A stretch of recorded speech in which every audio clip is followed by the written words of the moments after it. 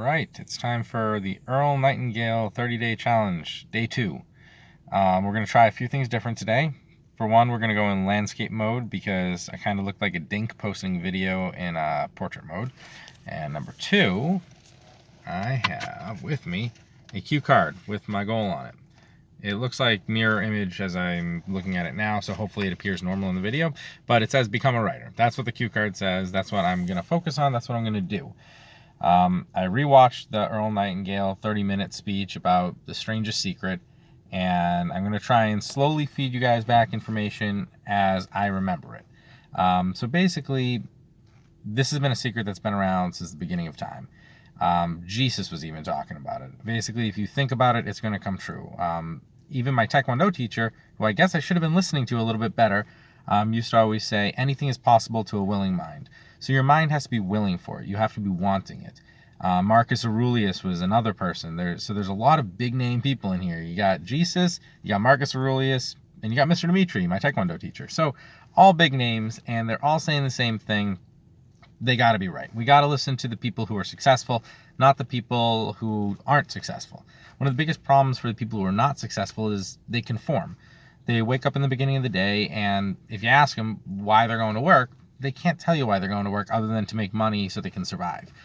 There are some people in this world. My brother, Alessandro Ramo, he's a good example of someone who has their purpose. I consider him one of the pinnacles of success because he is a swim instructor, and it's something he's passionate about. He loves the sport. He always did it. He went for children's education at college, and he's doing something that he was meant to do. And you can see it every day. It doesn't matter what hours he's working, and he works crazy hours, but he wakes up and he's happy to do it.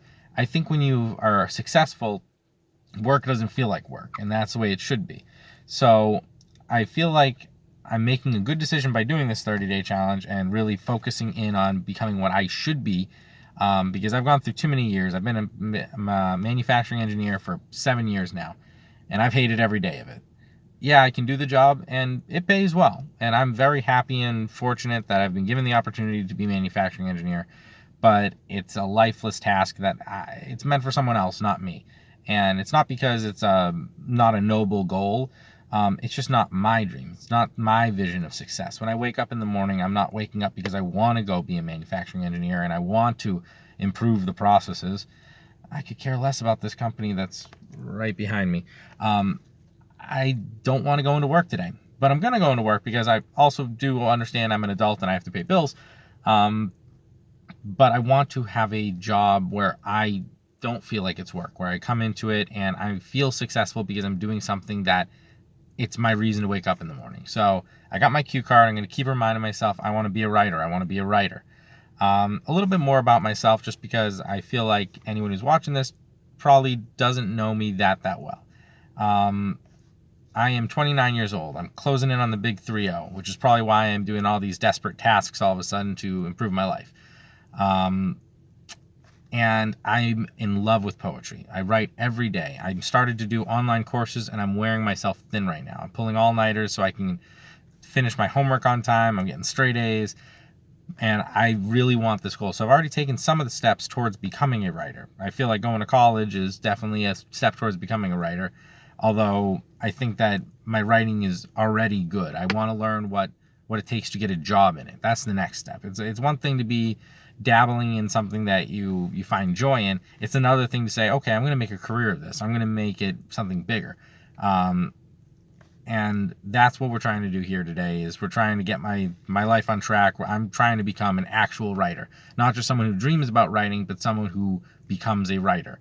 So I'm going to keep looking at that cue card, become a writer, become a writer, become a writer. And hopefully we'll see myself getting a little bit closer. I didn't feel like I made a whole lot of progress yesterday, but again, we're going to shove out that negativity. We're going to say, give the process time. We're not going to even repeat those lines of not progress. We're going to keep saying every day, become a writer, and hopefully this positive attitude and the dream in sight will direct me a little bit closer. So not too much to update you guys on. This was more like a video to also explain who I am a little bit. And maybe throughout these 30-day videos, I'll also start sharing some of my work, because why not? If anyone's actually watching these videos, then they can enjoy some of my writing. I know that they've enjoyed it a lot on Facebook and Instagram and everything else. This is just another form, extending the brand, yada yada. I could care less about the social media aspect of it. I want to be a writer that is held in books. That's what I want. So here's to day 2. I should probably be doing this at the end of the day, not the beginning of a day, but I'm not conforming. I'm being different. So I'm going to do these videos at the beginning of the day and talk about the previous day. So good luck to everyone who's also trying this, and good luck to myself as I enter day 2 of the 30-day Earl Nightingale challenge.